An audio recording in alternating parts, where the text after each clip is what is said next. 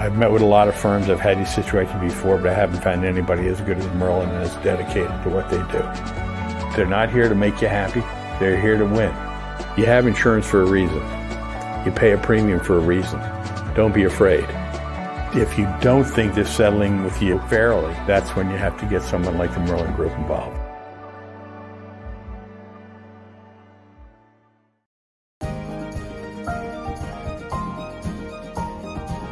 My name is Chase Johnson. I'm from Denver, Colorado, and we have used C3 Group several times on some of our large loss commercials and our higher end residential for their appraisal services and their public adjusting services. Their knowledge of the market, of the ever-changing regulations, and their ability to create a very thorough estimate from an understanding of construction and the management of the project.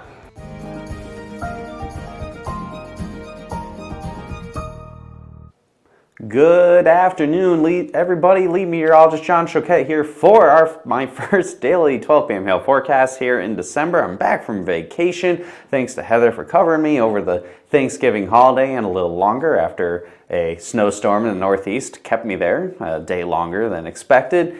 Thanks as always to C3 Group and Merlin Law Group for both sponsoring our videos as always. And let's just jump right into it. We're continuing that 2019 recap, which I realized I need to change the background picture to Georgia, but it is Georgia today. So yesterday was South Carolina. We're continuing moving south to Georgia. We had 70 reports this past year, which is 10 less than 2018. Unlike other states in our recap, the Southeast is a little quiet this past year. 80 reports last year, 127 in 2017. 52 reports in 2016. That was a real abysmal year for Georgia. And we honestly average, the last 20 years, we average about 132 reports. So it's been fairly quiet past 4 years across Georgia. And the record 2011, I think 2011 and 2012 really inflate the average number a little higher than it probably actually is because they're so anomalously high. 330 reports in 2011. Of that, all the maps that we've made, I'd say Georgia is the state of the one-star map across the year. Not that surprising considering a lot of storms that happen in Georgia or in the summertime and they kind of bubble up, drop some hail very quickly, very briefly, and it's usually pretty small as well. So that really keeps the chance of impact much lower. We had 4 2-star maps and 1 lone 3-star map. You might have forgotten about it. It was way back in the beginning of March. I think March 3rd, 4th, something around there. Byron, Walden, Douglas, Georgia, and that had 3-inch hail with it, about 15,000 homes impacted. This was the day, it was March 3rd maybe? This was the day where we had the big time tornadoes across sections of Alabama and across central Georgia. This was very close to the Macon area of Georgia. So if you've forgotten about that storm, you can go ahead and you can check that out and see if you can squeeze anything out there as we head into these winter months. Fingers crossed that 2020 brings a much better year for the state of Georgia.